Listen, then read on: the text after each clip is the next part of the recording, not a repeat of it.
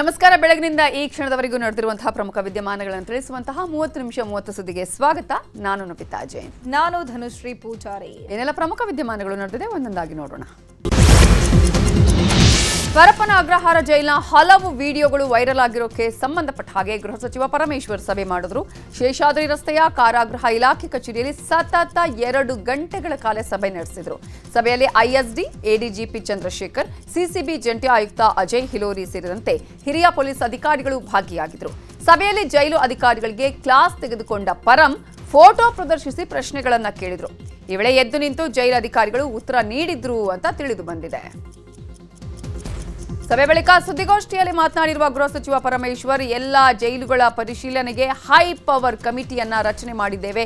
ADGP Hitendra ಅವರ ನೇತೃತ್ವದಲ್ಲಿ ಸಮಿತಿ ಜೈಲಿನ ನ್ಯೂನ್ಯತೆಯನ್ನು ಸಹ ಪರಿಶೀಲನೆ ಮಾಡಿ ವರದಿ ಕೊಡಬೇಕು ಅಂತ ಹೇಳಿದ್ರು.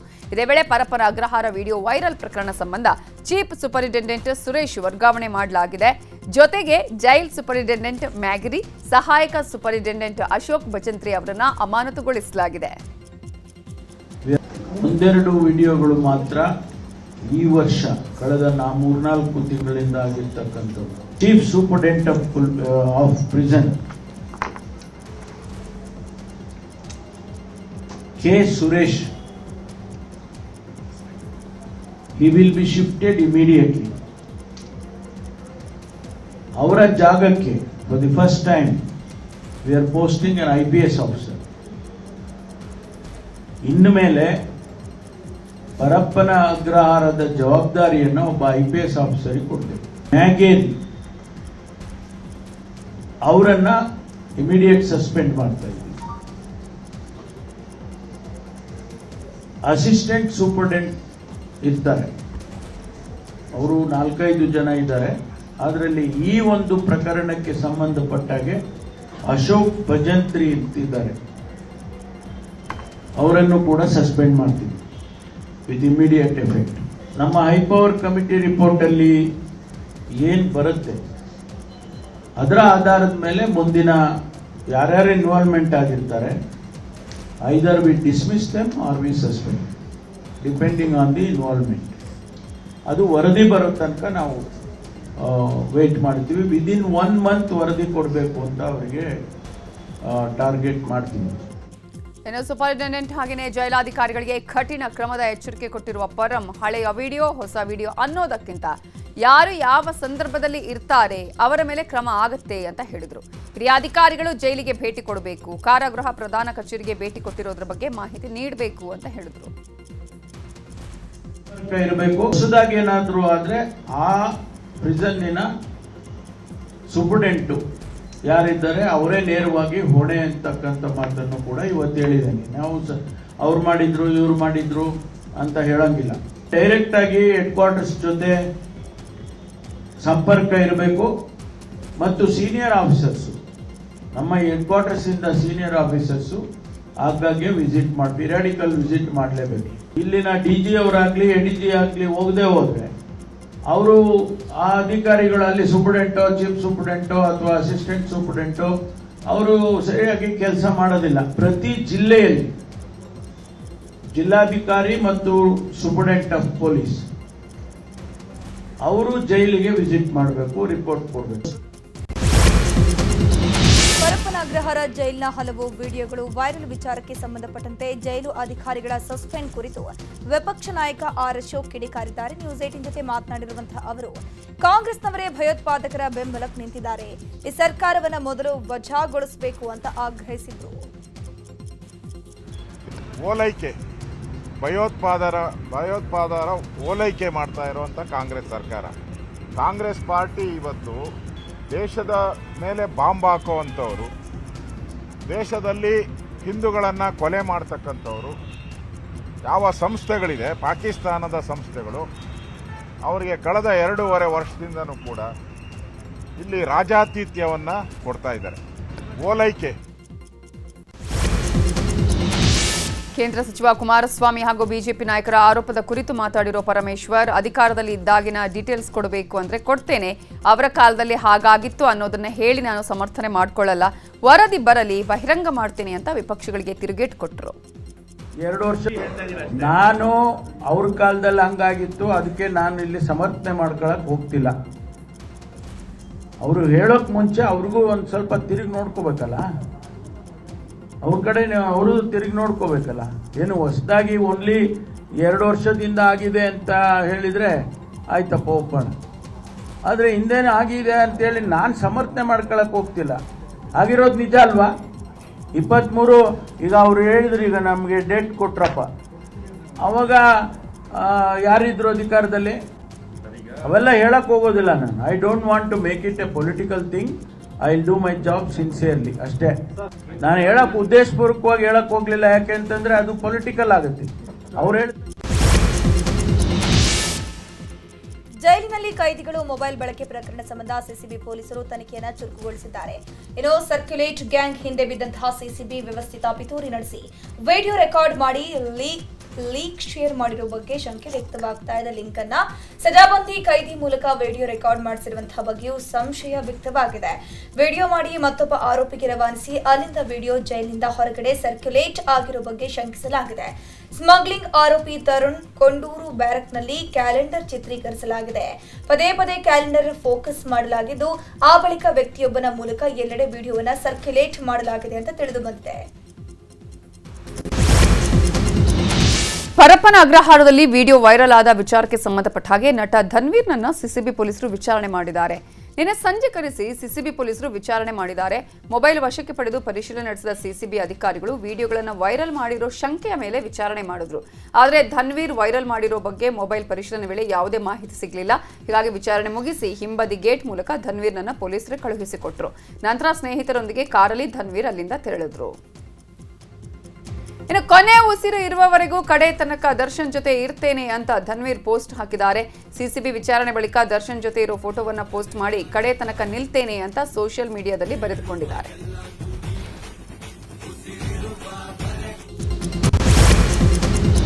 ಪರಪ್ಪನ ಅಗ್ರಹಾರ ಜೈಲಲ್ಲಿ ಕೈದಿ ಹಾಗೂ ಉಗ್ರರಿಗೂ ರಾಜ್ಯಾತಿಥ್ಯ ನೀಡುತ್ತಿರುವ ವಿಚಾರಕ್ಕೆ ಸಂಬಂಧಪಟ್ಟಂತೆ ಕಾಂಗ್ರೆಸ್ ಸರ್ಕಾರವನ್ನ ಮುಜುಗರಕ್ಕೀಡು ಮಾಡ್ತಾ ಇದೆ. ಇತ ಹದಗೆಟ್ಟ ವ್ಯವಸ್ಥೆ ಬಗ್ಗೆ ವಿಪಕ್ಷಗಳು ಕಿಡಿಕಾರಿದೆ. ಜೈಲಲ್ಲಿ ರಾಜ್ಯಾತಿಥ್ಯ ಖಂಡಿಸಿ ಬೆಂಗಳೂರಿನ ರೇಸ್ ಕೋರ್ಸ್ನಲ್ಲಿ ಬಿಜೆಪಿಯ ನಾಯಕರು ಪ್ರತಿಭಟನೆ ಮಾಡಿದ್ರು. ಸಿಎಂ ಸಿದ್ದರಾಮಯ್ಯ ಮನೆಗೆ ಮುತ್ತಿಗೆ ಹಾಕೋಕೆ ಯತ್ನಿಸಿದ್ರು. ರೇಸ್ ಕೋರ್ಸ್ ರಸ್ತೆಯಿಂದ ಪ್ರತಿಭಟನೆ ಆರಂಭಿಸಿದ ಬಿಜೆಪಿಯ ನಾಯಕರನ್ನ ಪೊಲೀಸರು ತಡೆದ್ರು. ಬಳಿಕ ಬ್ಯಾರಿಕೇಡ್ ಏರಿದ ಸಿಟಿ ರವಿ, ಛಲವಾದಿ ಸೇರಿದಂತೆ ಹಲವರನ್ನ ಪೊಲೀಸರು ವಶಕ್ಕೆ ಪಡೆಕೊಂಡ್ರು.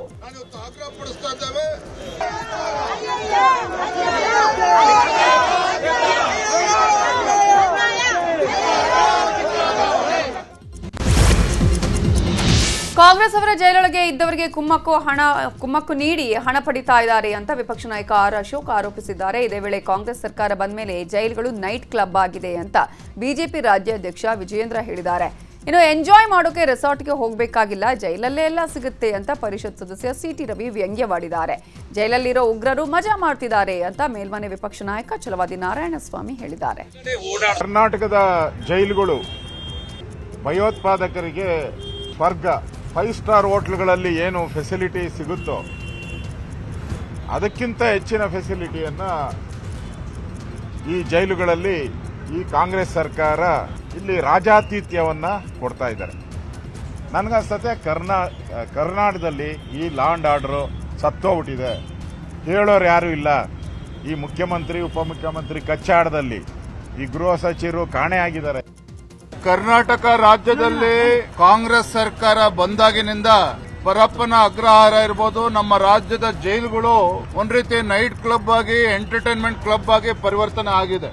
ಟೆರರಿಸ್ಟ್ಗಳಿರ್ಬೋದು, ISI ಏಜೆಂಟ್ಗಳಿರ್ಬೋದು, ಅಥವಾ ಮುಸ್ಲಿಂ ರಾಡಿಕಲ್ಸ್ ಅಂತ ಕರಿತೀರಿ, ಇವರೆಲ್ಲರಿಗೂ ಸಹ ಪರಪ್ಪನ ಅಗ್ರಹಾರ ಒಂದ್ ರೀತಿ ಎಂಟರ್ಟೈನ್ಮೆಂಟ್ ಕ್ಲಬ್ ಆಗಿದೆ. ಗುಂಡು ತುಂಡುಗಳ ವ್ಯವಸ್ಥೆನ ಮಾಡುವಂತದ್ದಾಗ್ಲಿ ಎಲ್ಲವೂ ಕೂಡ ಬಹಳ ಸರಾಗವಾಗಿ ಪರಪ್ಪನ ಅಗ್ರಹಾರ ಜೈಲಿನಲ್ಲಿ ನಡೀತಾ ಇದೆ. ಈ ಕಾಂಗ್ರೆಸ್ ಸರ್ಕಾರದ ಕುಮ್ಮಕ್ಕಿನಿಂದನೇ ಈ ರೀತಿ ದೇಶದ್ರೋಹಿಗಳಿಗೆ ಈ ರೀತಿ ಒಂದು ಐಷಾರಾಮಿ ವ್ಯವಸ್ಥೆಗಳನ್ನ ಪರಪ್ಪ ಅಗ್ರಹಾರ ಜೈಲಲ್ಲಿ ಮಾಡಿರುವಂತದ್ದು. ರಾಜ್ಯ ಸರ್ಕಾರದ ಕುಮ್ಮಕ್ ಇಲ್ಲದೆ ಹೋದ್ರೆ ಈ ರೀತಿ ಜೈಲಿನಲ್ಲಿ ಈ ರೀತಿ ವ್ಯವಸ್ಥೆ ಆಗೋದಕ್ಕೆ ಸಾಧ್ಯನೇ ಇಲ್ಲ.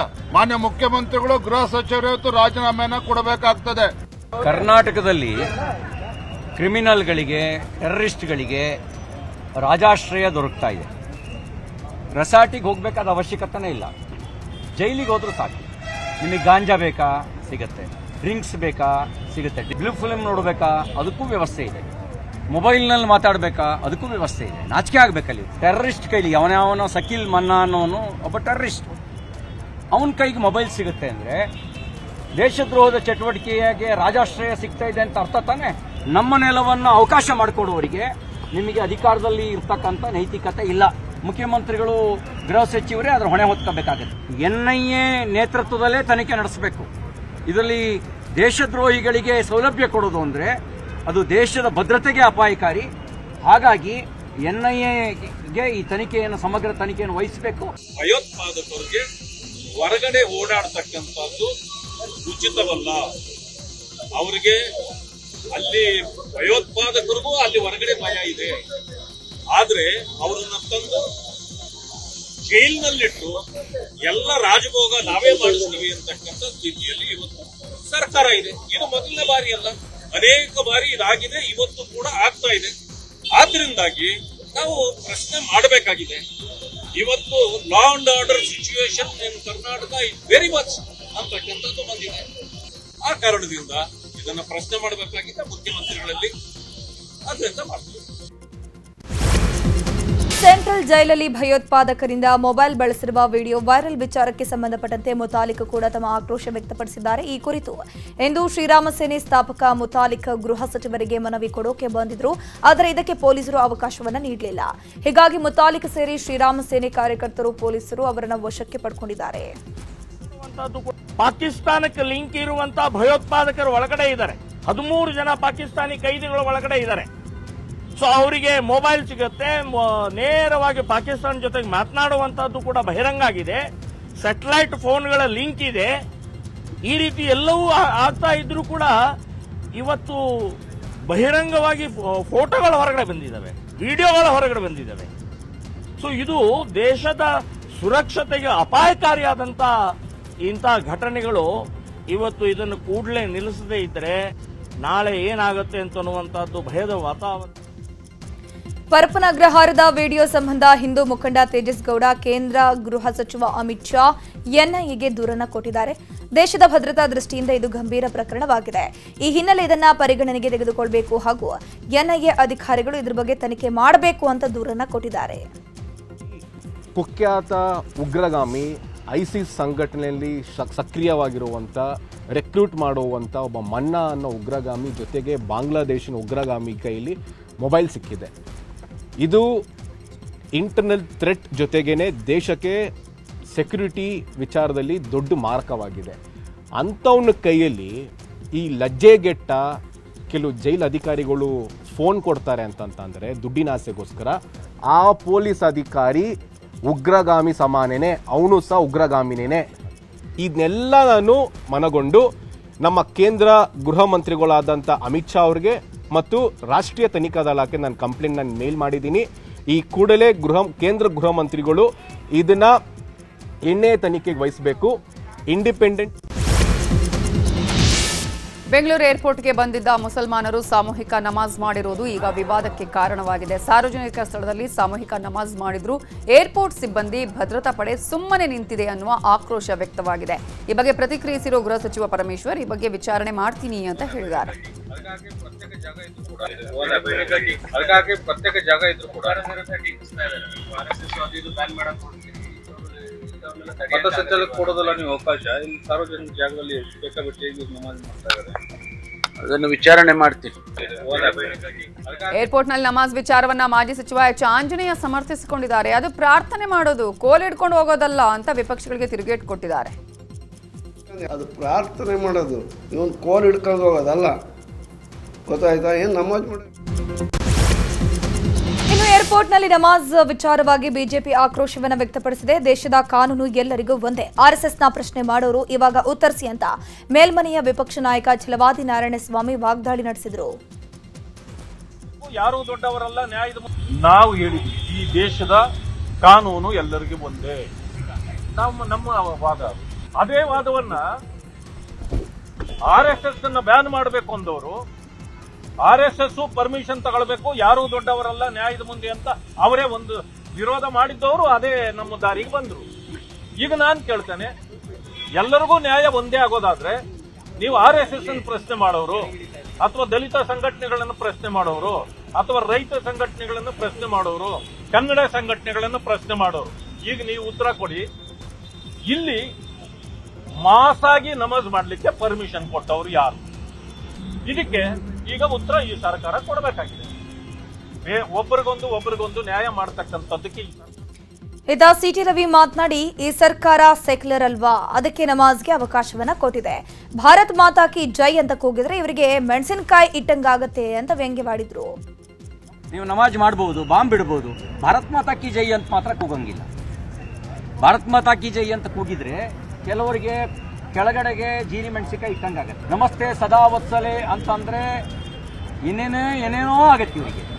ಆದ್ರೆ ನೀವು ಬಾಕಿ ಎಲ್ಲ ಮಾಡಬಹುದು. ಅಂದ್ರೆ ಭಾರತ್ ತೇರೆ ತುಕಡೆ ಹೊಂಗೆ ಇನ್ಸಾ ಅಲ್ಲ ಅಂತ ಕೂಗಬಹುದು. ಆದ್ರೆ ಭಾರತ್ ಮಾತಾ ಕಿ ಜೈ ಅಂತ ಕೂಗಬೇಡಿ. ಕೂಗಿದ್ರೆ ಈ ಕಾಂಗ್ರೆಸ್ಸಿಗೆ ಜೀನಿ ಮೆಣಸಿನಕಾಯಿ ಇಟ್ಟಂಗಾಗತ್ತೆ. ಬೆಳಗಾವಿ ಬಳಿಕ ಇದೀಗ ರಾಜ್ಯದಾದ್ಯಂತ ಕಬ್ಬು ಬೆಲೆ ನಿಗದಿಯ ಕಿಚ್ಚು ಇನ್ನೂ ಧಗಧಗಿಸ್ತಾ ಇದೆ. ಕಬ್ಬು ಬೆಳೆಗಾರರಿಂದ ಅಫ್ಜಲ್ಪುರ ಪಟ್ಟಣ ಬಂದ್ಗೆ ಕರೆ ನೀಡಲಾಗಿದೆ. ಟನ್ ಕಬ್ಬಿಗೆ 3,500 ರೂಪಾಯಿ ಬೆಂಬಲ ಬೆಲೆ ನಿಗದಿ ಸೇರಿದಂತೆ ವಿವಿಧ ಬೇಡಿಕೆಗಳ ಈಡೇರಿಕೆಗೆ ಆಗ್ರಹಿಸಿ ಕಲಬುರಗಿಯಲ್ಲಿ ರೈತರು ಬೃಹತ್ ಪ್ರತಿಭಟನೆಯನ್ನ ನಡೆಸುತ್ತಿದ್ದಾರೆ. ಕಬ್ಬಿಗೆ 3,500 ರೂಪಾಯಿ ಬೆಲೆ ನಿಗದಿಗಾಗಿ ಆಗ್ರಹಿಸಿ ಬಾಗಲಕೋಟೆಯ ಮುಧೋಳದ ರೈತರ ಹೋರಾಟ ಮುಂದುವರೆದಿದೆ. ರಾಯಣ್ಣ ವೃತ್ತದಿಂದ ಪ್ರತಿಭಟನಾ ಮೆರವಣಿಗೆ ಆರಂಭವಾಗಿ ಕೃಷಿ ಇಲಾಖೆ, ಪಿಡಬ್ಲ್ಯೂಡಿ ಇಲಾಖೆ ಸೇರಿದಂತೆ ಸರ್ಕಾರಿ ಕಚೇರಿಗೆ ತೆರಳಿ ಬೀಗವನ್ನು ಹಾಕಿಸಿದರು.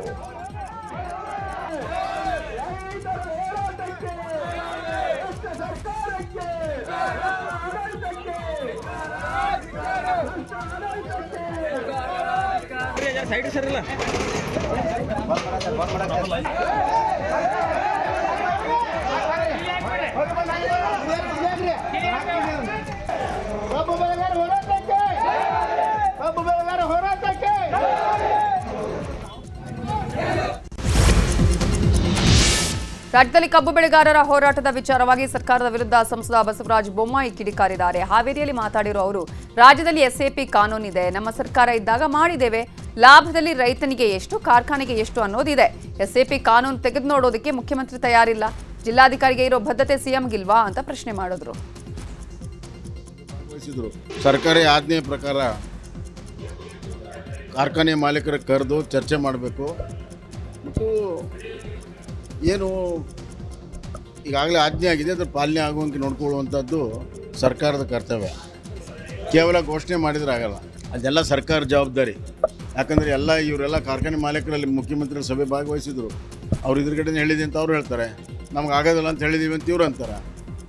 ಮುಖ್ಯಮಂತ್ರಿಗಳು ಸ್ಪಷ್ಟನೆ ಕೊಡಬೇಕು. ಅದಕ್ಕೆ ಇಡೀ ದೇಶದಲ್ಲಿ ಕಬ್ಬು ಆಯಾತ್ ನಿರ್ಯಾತನ ಮಾಡಿರ್ತಾರೆ. ಆದರೆ ಈ ರಾಜ್ಯದಲ್ಲಿ ಒಂದು ಕಾನೂನು ಇದೆಯಲ್ಲ, SAP ಕಾನೂನಿದೆ.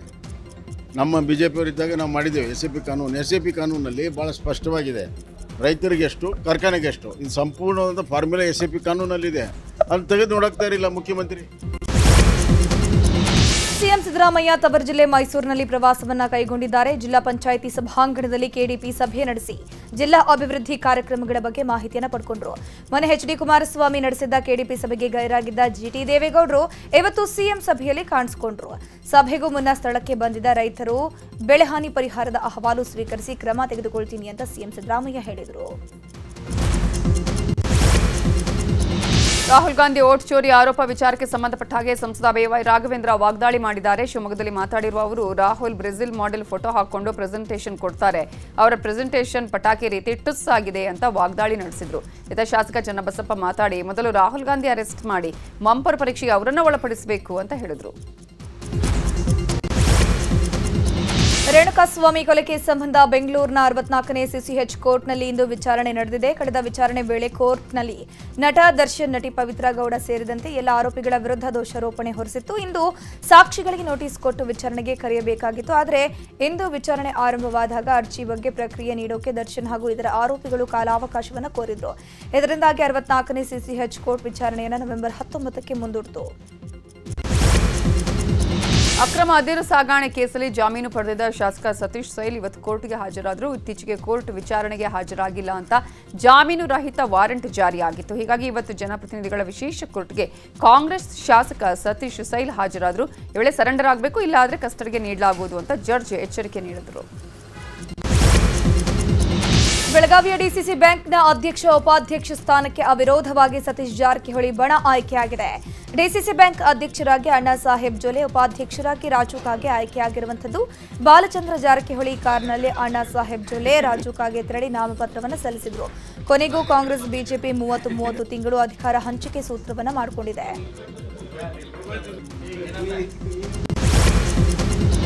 ವಿವಿಧ ಬೇಡಿಕೆಗಳ ಈಡೇರಿಕೆಗೆ ಆಗ್ರಹಿಸಿ ಕರ್ನಾಟಕ ರಾಜ್ಯ ವಿದ್ಯುತ್ ಗುತ್ತಿಗೆದಾರರು ಹಾಗೆಯೇ ಗ್ರಾಹಕರಿಂದ ಬೆಂಗಳೂರಲ್ಲಿ ಬೃಹತ್ ಪ್ರತಿಭಟನೆ ನಡೆಯುತ್ತಿದೆ. ಫ್ರೀಡಂ ಪಾರ್ಕ್ನಲ್ಲಿ ನಡೆಯುತ್ತಿರುವ ಈ ಪ್ರೊಟೆಸ್ಟ್ ಅಲ್ಲಿ 100 ಹೋರಾಟಗಾರರು ಭಾಗಿಯಾಗಿದ್ದಾರೆ. ಓಸಿ ವಿಚಾರದಲ್ಲಿ 30-40 ಕಟ್ಟಡಗಳಿಗೆ ವಿನಾಯಿತಿ ಸಿಕ್ಕರೂ ಸಂಪರ್ಕ ಸಿಗ್ತಿಲ್ಲ. ಸುಮಾರು 1,72,000 ಕಟ್ಟಡಗಳಿಗೆ ವಿದ್ಯುತ್ ಸಂಪರ್ಕ ಕಷ್ಟ ಆಗಿದೆ. ಜೊತೆಗೆ ಗ್ರಾಹಕರ ಜೊತೆಗೆ ಗುತ್ತಿಗೆದಾರರು ಪರದಾಡುವಂತಾಗಿದೆ ಅಂತ ಪ್ರತಿಭಟನಾಕಾರರು ತೀವ್ರ ಆಕ್ರೋಶವನ್ನ ವ್ಯಕ್ತಪಡಿಸಿದರು. ನಾಳೆ ಕೋಲಾರದ ಮಾಲೂರು ವಿಧಾನಸಭಾ ಕ್ಷೇತ್ರದ ಮರುಮತ ಎಣಿಕೆ ನಡೆಯಲಿದೆ. ಹೀಗಾಗಿ ಮಾಲೂರು ನಗರದಲ್ಲಿ ಹೈ ಅಲರ್ಟ್ ಇರಲಿದ್ದು ನಾಳೆ ಬೆಳಗ್ಗೆ 6 ಗಂಟೆಯಿಂದ ಮಂಗಳವಾರ ಬೆಳಗ್ಗೆ 6 ಗಂಟೆಯವರೆಗೂ ಮದ್ಯ ಮಾರಾಟಕ್ಕೆ ನಿರ್ಬಂಧ ವಿಧಿಸಲಾಗಿದೆ. ವಿವಿ ಕಾಲೇಜಿನ ಮತ ಎಣಿಕಾ ಕೇಂದ್ರದ ಸುತ್ತ 144 ಸೆಕ್ಷನ್ ಜಾರಿ ಮಾಡಲಾಗಿರುವಂಥದ್ದು. ಕೋಲಾರ ಮತ್ತು ಮಾಲೂರಿನಲ್ಲಿ ನಾಳೆ 600 ಪೊಲೀಸರನ್ನ ಭದ್ರತೆಗೆ ಅಂತ ನಿಯೋಜನೆ ಮಾಡಿದ್ದು ಸ್ಟ್ರಾಂಗ್ ರೂಮ್ಗೆ ಕೇಂದ್ರದ ಸಿಐಎಫ್ ಭದ್ರತಾ ಪಡೆಯನ್ನ ನಿಯೋಜಿಸಲಾಗಿದೆ. ಬೀದರ್ ಬಸ್ ನಿಲ್ದಾಣಕ್ಕೆ ಮಹಿಳಾ ಆಯೋಗದ ಅಧ್ಯಕ್ಷೆ ನಾಗಲಕ್ಷ್ಮಿ ಚೌಧರಿ ಭೇಟಿ ಕೊಟ್ಟಿದ್ದು ಬಸ್ ನಿಲ್ದಾಣದ ಅವ್ಯವಸ್ಥೆ ಪರಿಶೀಲನೆ ಮಾಡಿದ್ರು. ಇನ್ನು ಇದೇ ವೇಳೆ ಮಹಿಳಾ ಪ್ರಯಾಣಿಕರನ್ನ ಕುಂದುಕೊರತೆ ಆಲಿಸಿದ ನಾಗಲಕ್ಷ್ಮಿ ಚೌಧರಿ ಬಸ್ ನಿಲ್ದಾಣದಲ್ಲಿನ ಕುಡಿಯೋ ನೀರು, ಶೌಚಾಲಯ, ಸಿಸಿಟಿವಿ, ಮಗುವಿಗೆ ಹಾಲುಣಿಸುವಂತಹ ಕೇಂದ್ರವನ್ನು ವೀಕ್ಷಣೆ ಮಾಡಿದರು. ಧರ್ಮಸ್ಥಳ ಪ್ರಕರಣದ ಕುರಿತು ಎಸ್ಐಟಿಗೆ ಆಯೋಗದಿಂದ ಪತ್ರ ಬರೆದ ವಿಚಾರಕ್ಕೆ ನಾಗಲಕ್ಷ್ಮಿ ಚೌಧರಿ ರಿಯಾಕ್ಷನ್ ಕೊಟ್ಟಿದ್ದಾರೆ. ಕಾಣೆಯಾಗಿರುವ ಹೆಣ್ಮಕ್ಳನ್ನ ಕೊಂದವರು ಯಾರು, ಹೇಗೆ ಕಾಣೆಯಾದ್ರು ಅನ್ನೋದ್ರ ಬಗ್ಗೆ ಪತ್ರ ಬರೆದಿದ್ದೀನಿ, ತನಿಖೆ ಸರಿಯಾಗಿ ಆಗಬೇಕಿದೆ ಅಂತ ಹೇಳಿದರು. ಟಿಪ್ಪು ಜಯಂತಿ ಹಿನ್ನೆಲೆ ಶ್ರೀರಂಗಪಟ್ಟಣದಲ್ಲಿ ನಿಷೇಧಾಜ್ಞೆ ಜಾರಿಗೊಳಿಸಲಾಗಿದೆ. ಶಾಂತಿ ಸುವ್ಯವಸ್ಥೆ ದೃಷ್ಟಿಯಿಂದ ನಿಷೇಧಾಜ್ಞೆಯನ್ನು ಜಾರಿ ಮಾಡಿ ತಹಶೀಲ್ದಾರ್ ಚೇತನ ಯಾದವ್ ಆದೇಶಿಸಿದ್ದಾರೆ. ರಾತ್ರಿ 9ರವರೆಗೆ ಯಾವುದೇ ಮೆರವಣಿಗೆ, ಪ್ರತಿಭಟನೆ, ಧ್ವನಿವರ್ಧಕ ಬಳಕೆ, ಸಭೆ, ಸಮಾರಂಭ, ಗುಂಪುಗೂಡುವಿಕೆಗೆ ಅವಕಾಶ ಇಲ್ಲ. ಓಲಾ ಊಬರ್ ವಿರುದ್ಧ ಸಿಡಿದೆದ್ದ ಆಟೋ ಚಾಲಕರ ಸಂಘಟನೆ ಹಾಸನದಲ್ಲಿ ಪ್ರತಿಭಟನೆ ಮಾಡಿತು. ರ್ಯಾಪಿಡೋ, ಓಲಾ, ಊಬರ್ ಸಂಸ್ಥೆಯಿಂದ ನಮ್ಮ ಕುಟುಂಬ ಬೀದಿಗೆ ಬರ್ತಾ ಇದೆ, ದಯಮಾಡಿ ನಮಗೆ ಹಾಗೂ ನಮ್ಮ ಕುಟುಂಬಕ್ಕೆ ನ್ಯಾಯ ಒದಗಿಸಿಕೊಡಿ ಅಂತ ಜಿಲ್ಲಾಧಿಕಾರಿಗೆ ಮನವಿಯನ್ನು ಸಲ್ಲಿಕೆ ಮಾಡಿದರು. ಕೆಆರ್ಟಿಸಿಗೆ ಸೇರಿದ ಸ್ಲೀಪರ್ ಕೋಚ್ ಬಸ್ ಪಲ್ಟಿಯಾಗಿ 15 ಪ್ರಯಾಣಿಕರು ಗಾಯಗೊಂಡಿದ್ದಾರೆ. ಹೊಸಪೇಟೆಯಿಂದ ಹೈದರಾಬಾದ್ಗೆ ತೆರಳುತ್ತಾ ಇದ್ದ ಬಸ್ ರಾಯಚೂರಿನ 7 ಮೈಲ್ ಕ್ರಾಸ್ ಬಳಿ ಪಲ್ಟಿಯಾಗಿದೆ.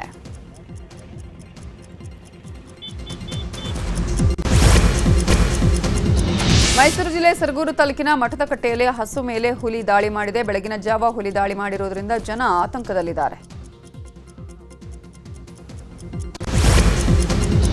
ಕೊಪ್ಪಳ ಜಿಲ್ಲೆಯ ಗಂಗಾವತಿ ತಾಲೂಕಿನ ಆನೆಗೊಂದಿ ಭಾಗದಲ್ಲಿ ಚಿರತೆ ಬೋನಿಗೆ ಬೀರಿದೆ. ಆನೆಗೊಂದಿಗೆ ಬೆಟ್ಟಗಳಲ್ಲಿ ಸುಮಾರು 9ಕ್ಕೂ ಹೆಚ್ಚು ಚಿರತೆಗಳಿದ್ದು ಮಾಹಿತಿ ಇದ್ದು ಸದ್ಯ 1 ಚಿರತೆ ಸೆರೆಯಾಗಿದೆ.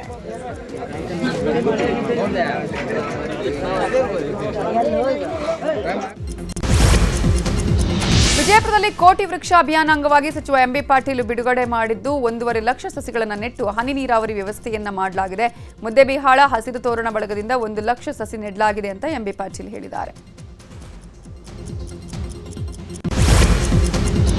ಬಿಹಾರ ವಿಧಾನಸಭೆ ಚುನಾವಣೆಯ 2ನೇ ಹಂತದ ಮತದಾನ ನಾಳೆ ನಡೆಯಲಿದೆ. ನಾಳೆ ಬೆಳಗ್ಗೆ 7 ಗಂಟೆಗೆ ಮತದಾನ ಆರಂಭ ಆಗಲಿದ್ದು 122 ಕ್ಷೇತ್ರಗಳಲ್ಲಿ ಮತದಾನಕ್ಕೆ ಸಕಲ ರೀತಿಯ ಸಿದ್ಧತೆಯನ್ನು ಮಾಡಿಕೊಡಲಾಗಿದೆ.